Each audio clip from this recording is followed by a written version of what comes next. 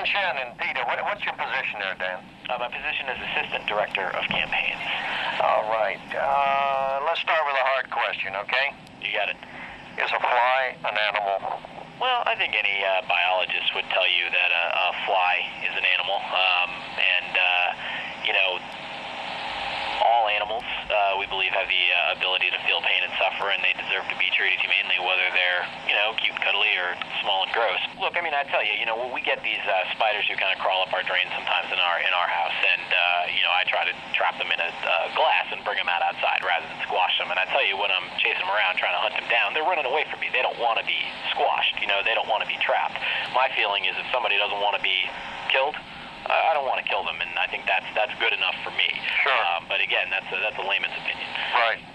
Where are you on the abortion issues that you talk about things that don't want to be killed? You think what do you think abortion is? It's an excellent question. PETA, as a nonprofit organization that has a charter to protect animals, we don't, and we actually can't take a position on any issue that doesn't relate directly to animal protection. Is a human being an animal? Well, there's an excellent point. You know, certainly, but we're talking non-human animals for PETA. You know, I mean, we're all animals. You know, we're all in the same animal kingdom. But you know, wouldn't human animals be at the top of the animals? You could make an argument for that. Our view. Well, no, I'm just asking. It seems obvious to me that I mean, you already said flies are low down, and had you got no press calls, even though you all saw the video and the dead fly on the rug that ended up yourself, you would not have put out a statement about the dead fly. And I'm asking you. I mean, if you said human beings aren't animals, then that's sort of a loophole. I still think it'd be kind of not good to not comment. But so you don't. If human beings are at the top of the animals and have a more value and more rights than any other animal, right? We certainly have a greater capacity for reason, you know, a greater capacity to be aware of our surroundings, all that sort of thing. You know, we can fly rockets to the moon and do long division. Animals can't do that.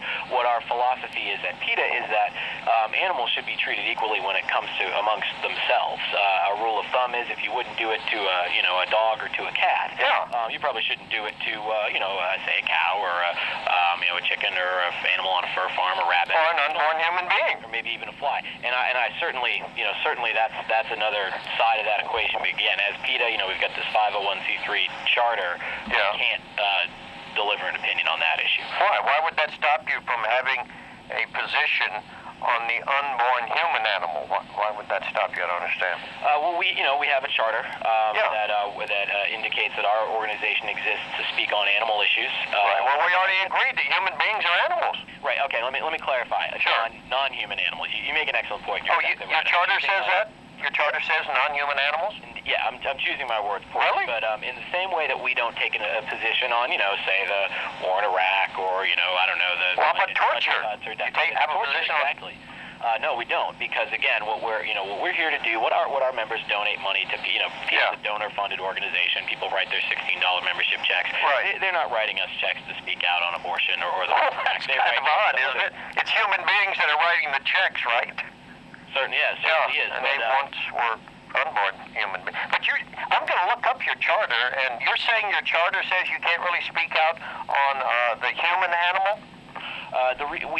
We don't do it because it is not in our mission statement. It's not in our area of work. As I said, we're a donor-funded organization. We're given money to speak out on behalf of non-human animals who are being abused in various reasons, and we leave the other issues, abortion, the war, torture, all the other things you mentioned. We leave those to the groups who receive funding from their donors to speak out on those issues in the same way that, say, a Right to Life organization wouldn't necessarily have an opinion on some of the work that we do.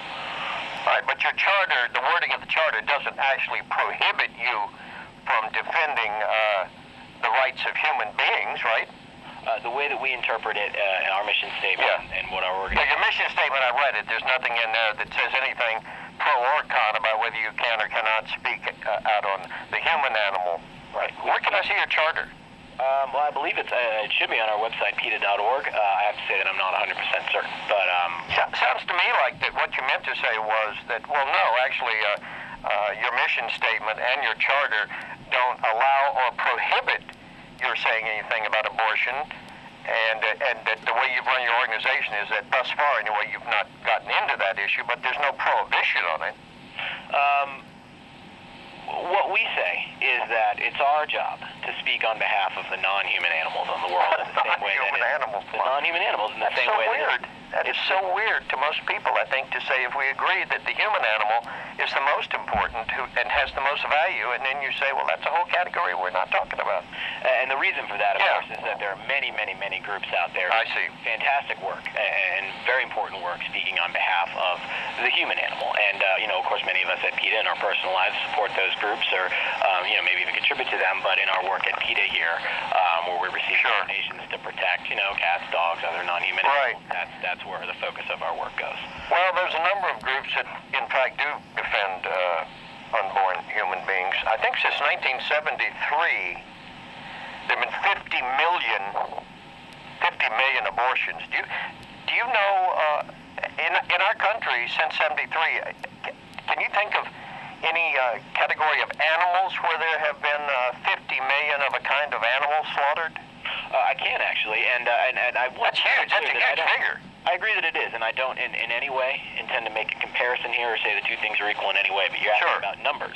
And just to point at the numbers, just to give you a comparison, there's 26 billion with a B, animals slaughtered for food every year in this country. Now, again, you're asking me about numbers, and I'm putting in a comparison for you, but we don't in any way mean to say that those... No, I understand that. I understand you're not comparing them, but at the same time, I would say it's at least the animals are slaughtered for food, and the 50 million unborn babies were just slaughtered and thrown in the trash.